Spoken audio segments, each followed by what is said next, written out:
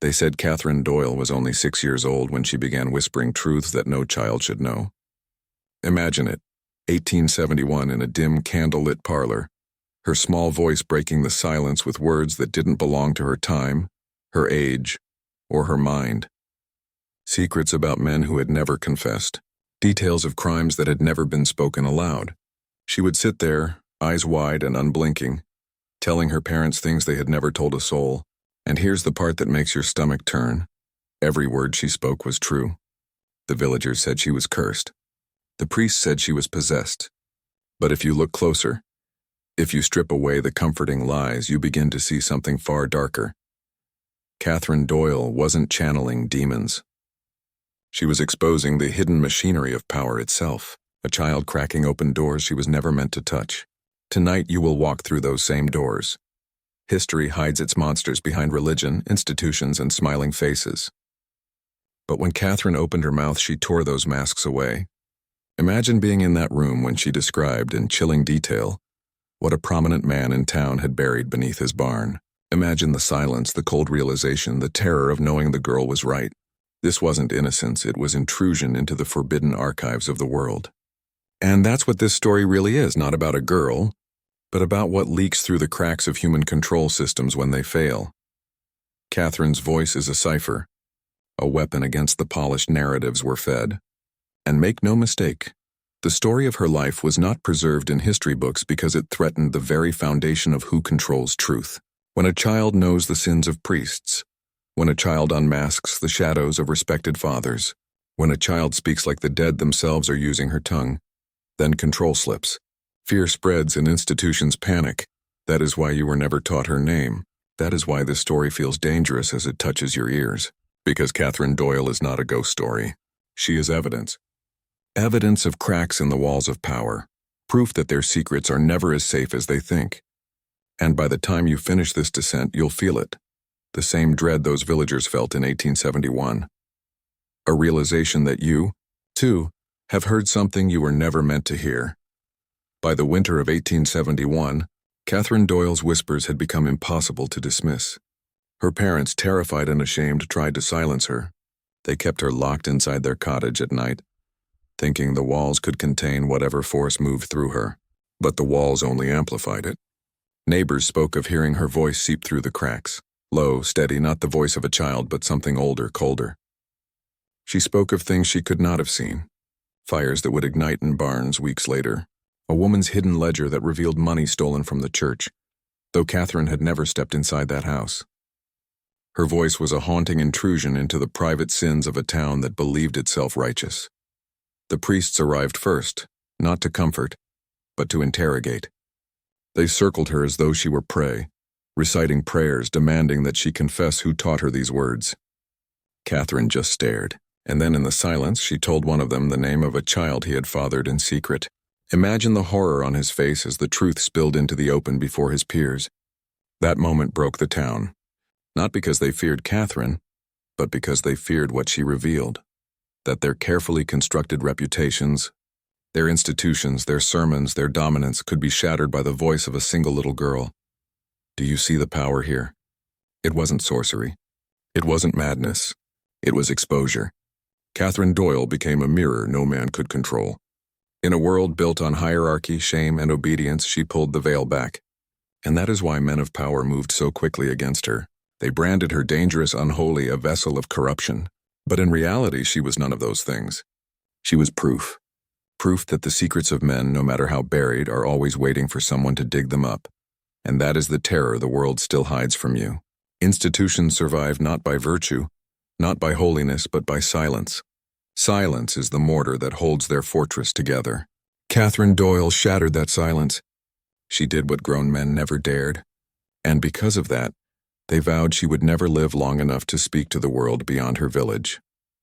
The town's fear turned to strategy. You must understand, when the powerful are exposed, they don't simply panic. They organize. And so in early 1872, Catherine Doyle was no longer just a child. She became a problem to be managed, a threat to be neutralized. The church declared that her visions were unholy, yet they did not burn her as they once would have. Times had changed. The methods of control had evolved. Instead of fire, they used isolation. Instead of execution, they used erasure. Catherine was taken from her family under the pretense of spiritual care. They called it protection, salvation, purification. But what it really was, a silencing chamber. She was placed inside a convent on the outskirts of the town, a place where inconvenient truths were buried under hymns and stone. To the world, she had been saved, but to those who knew better, she had been disappeared. Her words no longer echoed in the streets, but in the cold stone halls of an institution that specialized in smothering voices like hers. And yet even there, she did not stop. The nuns began to whisper of sleepless nights, of Catherine waking at 3 a.m, speaking in tongues that were not tongues at all but perfect recollections, names, dates, transactions, blood spilled in silence. They kept records of her outbursts, careful notes written in tight script, locked away in archives the public would never see. Those records still exist, though you will never find them in libraries or parish offices.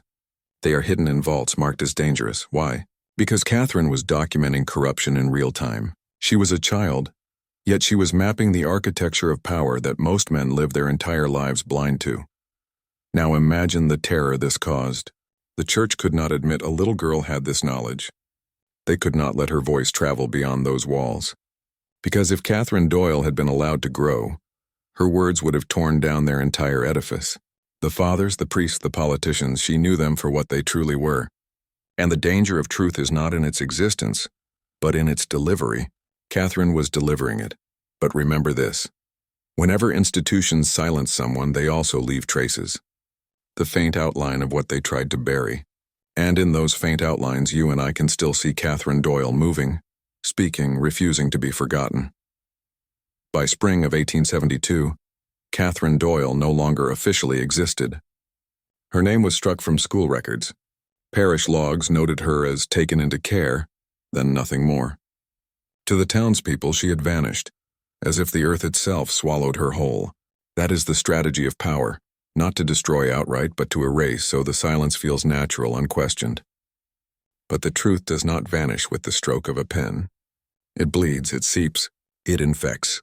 And Catherine's voice, though caged, began to leak into history in ways they could not fully control. Travelers passing through the convent spoke of hearing a child recite the full confessions of men she had never met. A widow who worked the convent kitchens told of Catherine carving strange symbols into the wooden beams, symbols that matched markings found in old Masonic texts, though Catherine had never seen a book in her life. Letters written by nuns to distant abbeys included warnings of the girl who knows, as though she were a plague of knowledge itself.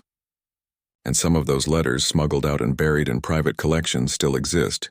You won't find them in public archives. They rest in the hands of men who know too well that if such words surfaced, they would burn everything we think we know about that time.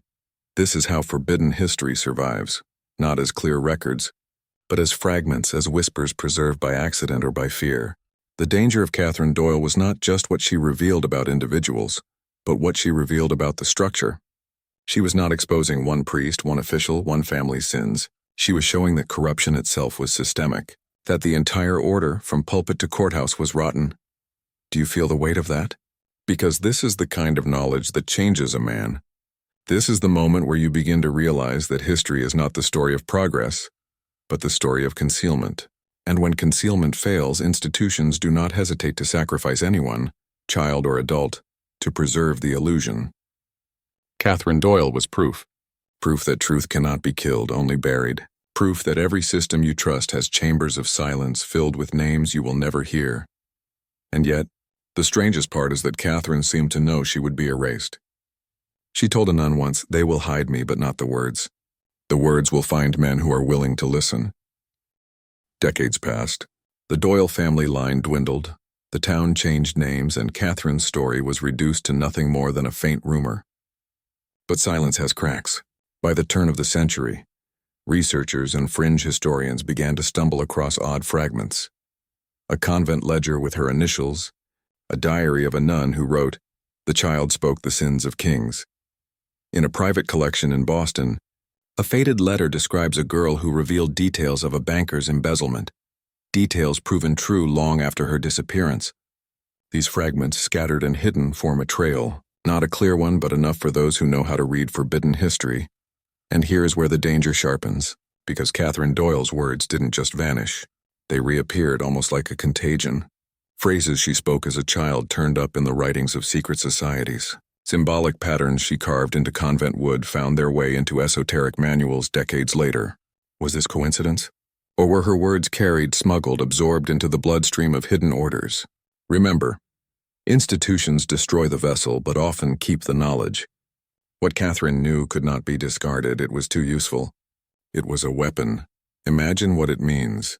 A 6-year-old girl, channeling truths about power, corruption, and secret architecture, so precise that men in shadows preserved her words for themselves while erasing her from public record.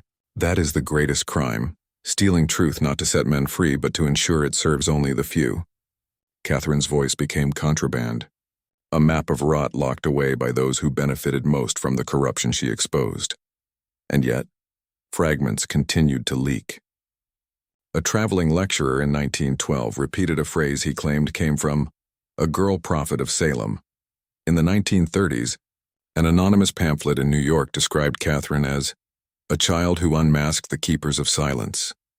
Even in underground circles today, her name surfaces in whispers, always attached to warnings about what happens when forbidden truths escape control. Now I ask you, why are you hearing this? Why has her voice reached you here, across time and suppression? Because once truth is spoken, it can never be fully buried. You're part of the line of men Catherine foresaw, those who would eventually hear her words and feel the shift they cause inside. Beneath every society there is a quiet machinery, habits, rituals, and obligations that grind truth into polite shapes. It wears the face of normalcy, school, church, court, family, and so it rarely looks like power. Catherine's voice struck its joints. She exposed the psychological levers that keep people obedient, the fear of disgrace, the silent bargains of reputation, the myth that institutions are benevolent guardians rather than self-preserving machines. Power does not depend on brute force alone. It depends on consent manufactured through subtle techniques. Reputation is currency. Guilt is engineered. Confession is sold back as salvation. The church taught obedience with promises and threats. The courthouse offered order while protecting those who paid to be protected. Whole communities learned to trade integrity for comfort. They calibrated themselves around who must never be named. Catherine's words were an infection of awareness. Once a man heard, he could not simply unhear. Memory is weaponized. Institutions edit public memory through ceremonies, official records, and the stories they permit. They choose which lives are honored and which are erased as inconvenient. A child who speaks what official histories bury is dangerous because memory is legitimacy. Remove control of memory and an institution loses its moral scaffolding. Its claims to righteousness dissolve under scrutiny. There is also a tactic of labeling and isolation. Dangerous voices are pathologized. Madness, hysteria, demonic influence. Labels justify confinement. Once a person is declared unwell, their testimony is discounted and sympathy is turned into fear. Catherine was rebranded so the town could sleep. Men who once listened withdrew. Self-preservation is a stronger instinct than curiosity. Social bonds are engineered to punish those who pry. Then there is narrative control. The elite do not merely hide facts. They shape the stream of meaning. Who tells stories, where they circulate, and which versions become official. Gatekeepers curate memory with bureaucratic tools, registries, sermons, obituaries, and with subtler arts, ridicule, diversion, shame. Catherine's revelations short-circuited that pipeline. She did not simply accuse individuals. She exposed how the system functioned. That is the true terror. Not the secrets themselves, but the reopening of the channel through which history reaches the living. This is why you must listen. When institutions erase a voice, they are not eliminating noise. They are defending a structure that depends on your ignorance. Catherine threatened the architecture of consent. Her danger was universal. Once truth moves, control begins to slip. Hold this. Every time you accept silence, you hand them another brick. Every time you speak, you weaken mortar. Catherine's whisper was a blueprint. Learn it, and you change the world within you. By now, you can feel it. The weight of Catherine Doyle's whispers pressing against the walls of history. She wasn't simply a child caught in strange circumstance. She was a fracture, a living tear in the veil that separates what men are told from what actually governs their lives. And that is why her story matters to you, not as distant folklore but as a mirror. Because the same systems that silenced her are still operating around you, polishing illusions, editing memory, and enforcing obedience. Think about it. In 1871, Catherine spoke aloud the sins of priests and judges. Today, when corruption surfaces, how is it handled? Reports vanish, whistleblowers are buried in legal quicksand, scandals are contained by media cycles that distract you with something shinier before you can even breathe. The strategy has not changed. The difference is scale. What was once confined to a town is now global. Where Catherine was smothered in a convent, now voices are drowned in algorithmic noise. You see the surface outraged spectacle, but the roots remain untouched, preserved. The forbidden knowledge Catherine carried is the same knowledge hidden from you now. That corruption is not an exception, but the foundation. And here's the part they fear most. Once a man sees the structure, he cannot return to blindness. That's why Catherine's name was erased, why her story was cut from the record. Not because she was dangerous in the moment, but because she could awaken others. Truth is contagious, and once it spreads, obedience dies. You're beginning to sense it, aren't you? That subtle shift inside as you connect the threads. Catherine's whispers are not ghosts from the past. They're signals for men willing to hear. Men like you, men who can no longer live under illusions once they've been pierced. Now listen carefully, because this is where the descent changes. If you are still here, still listening, then you are no longer the same man who began this journey. You've taken in something dangerous, something irreversible, and I want you to lock it in. Not just for yourself, but for every man who will walk this path after you. Comment these words twice below.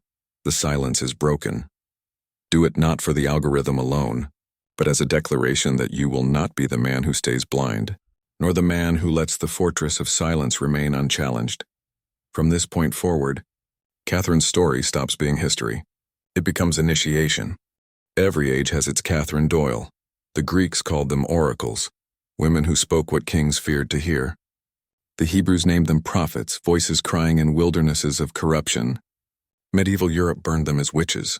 Always the same pattern. A voice erupts from the margins, declaring what must remain hidden, and the machinery of power rushes to silence it. Catherine was not an anomaly. She was part of an older lineage, the forbidden seer. These figures do not arrive with armies or wealth. Their weapon is the unfiltered word. They bypass the polite filters of diplomacy and fear. They strike at the hidden core, dragging into daylight the things men are willing to kill to protect. And it is always the same price: exile, madness, or death. Catherine was placed in the convent not for care, but as a form of ritual sacrifice. Her silence became the price the town paid to keep its illusion intact. But here's what makes her case terrifying. She was a child. 6 years old, barely able to write her name, yet she was performing the ancient role of a truth-bearer. This shattered every narrative of authority.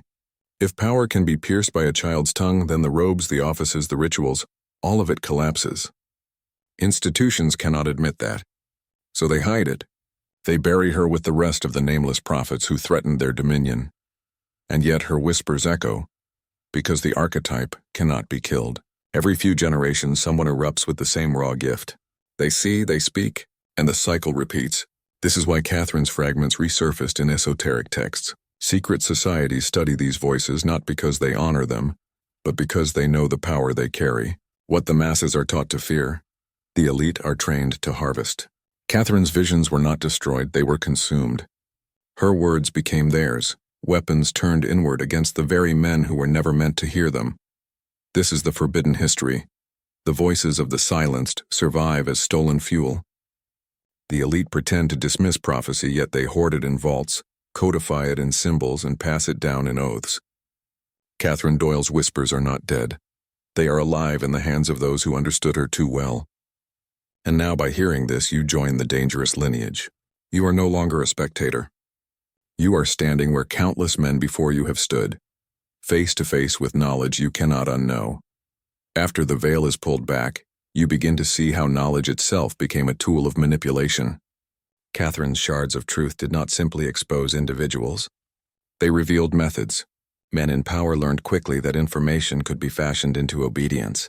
Revelations that threatened them were refined into techniques to control minds. Confession as lever, secrecy as currency, scandal as redirect.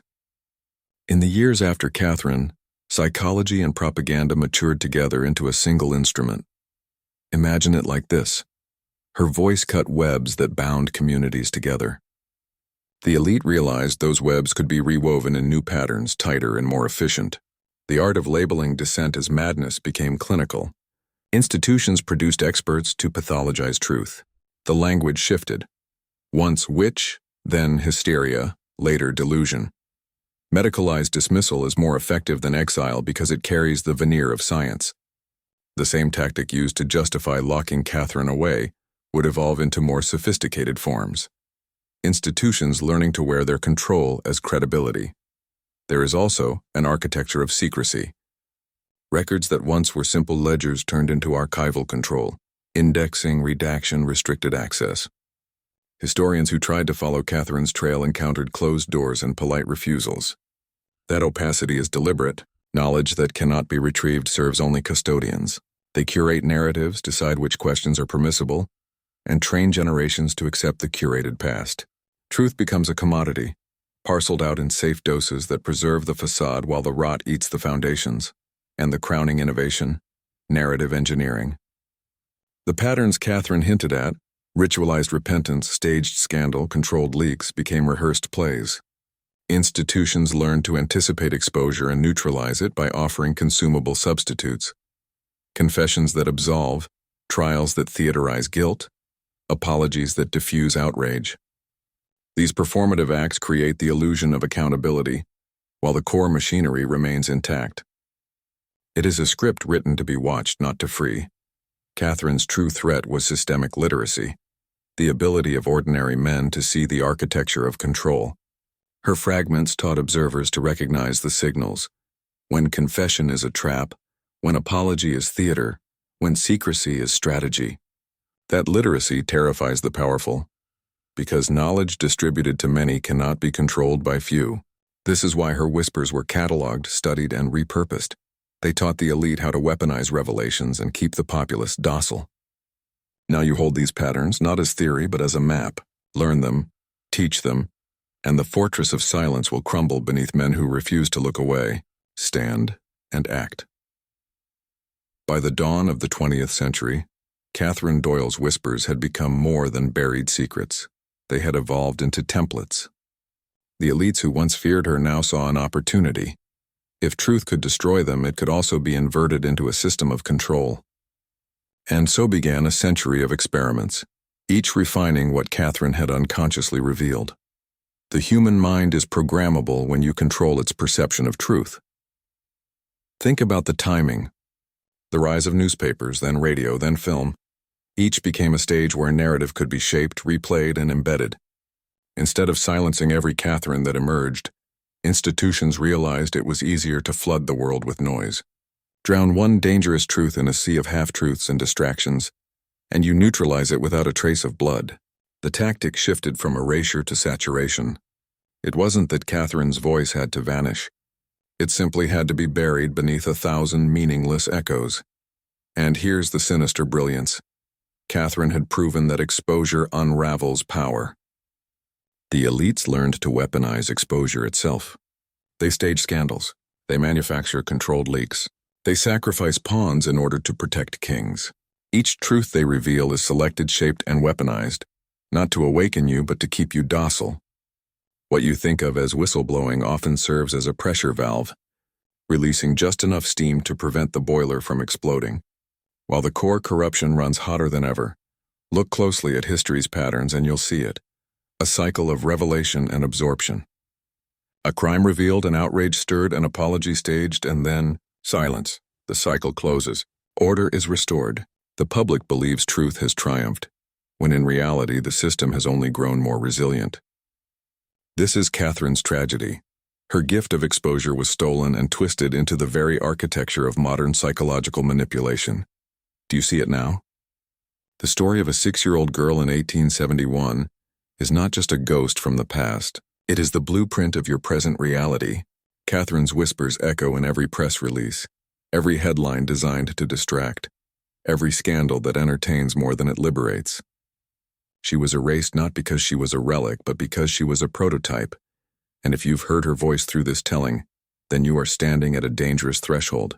Because once you recognize the script, you can never watch it play out the same way again. There is always a cost to forbidden knowledge. Catherine Doyle's fate is the proof, but the lesson is older than her. Men have always been punished for seeing too clearly, for refusing to live inside illusions. The cost is isolation. The moment you glimpse the machinery behind the curtain, you no longer fit comfortably among the crowd. They laugh when you speak, not because you are wrong, but because your words threaten the fragile structure they need to believe in. Catherine was only a child, but even she felt it. Her family withdrew, her neighbors recoiled, the priests condemned her. Truth is the one contagion that people will desperately quarantine, even from themselves. But here is what makes it dangerous for you. Once you hear it, you cannot return. The crowd will try to pull you back into comfort. They will tempt you with distractions, shame you with labels, or drown you with noise. It worked on Catherine's town. They did not need to burn her. They only needed to convince the others that listening was dangerous, and in that silence she was erased. The same technique is alive today, only refined, dressed in modern clothing. The man who dares to ask too much is labeled a conspiracist, a fanatic, unstable. The words change, but the tactic is the same, and yet, Catherine's whispers show us something crucial. Though the crowd forgets, the few who listen change forever. Truth burns, yes, but it also awakens. Once you see the architecture of control, the cycles of exposure, the theater of confession, the vaults of secrecy, you stop being a spectator. You become a player in a different game. That is the transformation they fear most. The man who is no longer controlled by the script. Catherine carried this burden at 6 years old. Imagine her small body, her soft voice carrying the weight of secrets that made grown men tremble. Now ask yourself, if a child could hold that burden, why not you? If she could pierce the veil, then so can any man willing to pay the cost. The cost is loneliness, suspicion, and sometimes exile. But the reward is sight. The kind of sight that cannot be bought, sold, or stolen once it's yours. This is the warning Catherine leaves for you. The descent is irreversible. Once you step into truth, there is no return to innocence. The question now is not whether you see, but whether you have the strength to carry what you've seen. By the late 19th century, Catherine Doyle's whispers had been buried in convent archives and private letters, but her shadow lingered. And in the dark chambers of academia and state, something chilling began, an attempt to harness what once terrified them. What if the uncontrollable voice of a child could be studied, replicated, and tamed? What if the exposure that had threatened priests and judges could be engineered and deployed as a weapon? Enter the age of experiments. Quiet programs hidden beneath the banners of psychology and education emerged to map the boundaries of human thought. They were not seeking to cure madness. They were seeking to manufacture it. They studied mediums, child prodigies, and so-called sensitives, probing them for patterns. Catherine Doyle had shown them a dangerous truth. Knowledge does not need to be taught. Sometimes it erupts. If it could erupt, it could also be provoked, controlled, weaponized. Look at the birth of modern psychology. Men like Charcot in Paris, experimenting with hypnosis, planting suggestions, testing how words alone could shape memory. Look at the research in American institutions, where children were observed for their strange gifts and then quietly disappeared from the records when those gifts threatened reputations. By the early 20th century, intelligence agencies were circling this territory, cloaking their work in secrecy. They learned what Catherine had embodied. The mind is a doorway, and whoever controls the doorway controls the man. Do you feel the continuity? A little girl in 1871 whispers forbidden truths and terrifies a village. 40 years later, laboratories of men in suits are dissecting the very mechanics of whispers. The lesson of Catherine Doyle had been inverted. Where she exposed corruption, they sought to use the same methods to deepen control. She was a warning. They made her a prototype. And here lies the sinister irony. Catherine's gift was raw, uncontrollable, uncorrupted. But in the hands of institutions, that gift was stripped of innocence. No longer about freedom, it became about domination. The very thing that made priests tremble in Salem now fuels the machinery of state, church, and industry. The child they silenced became the blueprint for an entire century of psychological manipulation. Do you see how this descent works? What was once forbidden knowledge is never destroyed. It is stolen, refined, and weaponized against the masses. Catherine Doyle is not just history. She is the mother of the systems that watch. shape, and bind you even now. By the mid-20th century, Catherine Doyle's ghost no longer haunted convent walls, it haunted entire governments. The whispers of a child in 1871 had evolved into state-sponsored machinery. What once terrified priests in a candlelit room now fascinated intelligence agencies who understood its potential. If a child could expose truth unconsciously, imagine what could be done if those same mechanics were bent to the will of power. And so began the age of psychological warfare. They no longer asked whether truth could be spoken. They asked, how can truth be engineered? How can memory be rewritten? How can obedience be drilled not with chains but with ideas? Programs rose in secret. Files buried under names you have heard in whispers. MK Ultra, Project Monarch, studies hidden beneath universities, cloaked as medicine but driven by a darker hunger. The science of suggestion, indoctrination, trauma, and control was weaponized with military precision. Catherine Doyle's gift, her unwanted ability to pierce veils, was inverted into a system that cloaked men's minds more completely than iron ever could. And here is where it sharpens. Catherine revealed the hidden sins of priests and officials. These programs sought to ensure no child, no man, no woman could ever do the same again. They weren't merely protecting themselves from exposure. They were building fortresses inside the human psyche, places where truth could be edited, scrubbed, replaced. Entire populations could be lulled into forgetting just as her town forgot her. Only now it wasn't a single convent silencing a girl. It was entire nations silencing millions. Look at the timing. Wars erupted and with them new tools of propaganda. Radios spoke in unison. Newspapers printed only sanctioned narratives. Later televisions glowed in living rooms repeating the same hypnotic images. All of it designed to ensure no Catherine Doyle would ever pierce through the static. The whisper of forbidden truth was drowned in the roar of manufactured reality. This is what they learned from her. Exposure is dangerous, but exposure can be inverted into control. Catherine showed them the mind's fragility. They turned fragility into strategy, and from that moment the descent was no longer about a child in 1871. It became about you, your father, your sons, an unbroken chain of men lulled into sleep while their power was siphoned away. Now listen, this is where the map meets your street. The machinery that silenced Catherine Doyle did not die with gaslight and convent stone. It migrated. It learned new languages, data, code, metrics, and profit. Today, the same architecture of control sits in companies that measure your attention like currency, in platforms that feed you what keeps you quiet, and in institutions that hide behind the veneer of expertise while protecting their interests. The tools have changed, but the objective is identical. Manage memory, shape consent, and neutralize the inconvenient voice. Consider surveillance capitalism. Every click, every rage, every share is harvested and sold back as a prediction of who you will become. Algorithms study you the way priests once studied confessions, looking for fault lines, patterns, and levers. They do not need to silence you with stones and locks. They soften you with habit. They build a tailored stream of noise that makes the world feel complete and safe. When you accept that stream, you hand them the mortar they need. Catherine's threat was never only about words. It was about attention. Today, attention is the fortress's foundation. Control the gaze and you control the mind. And then there is the institutional theater. Modern scandals follow a script. A leak appears, outrage spikes, measured apologies are issued, and the cameras move on. The cycle gives the illusion of justice while the structures beneath remain unchanged. This is not accidental, this is choreography. Think of all the systems that claim to protect truth, press, academia, courts, and then watch how they fold when their own reputations are at stake. They self-protect by producing sanctioned narratives that steer curiosity into dead ends. That is the modern convent. It just wears logos now. Worse, scientific authority, presented as neutral, often masks agendas.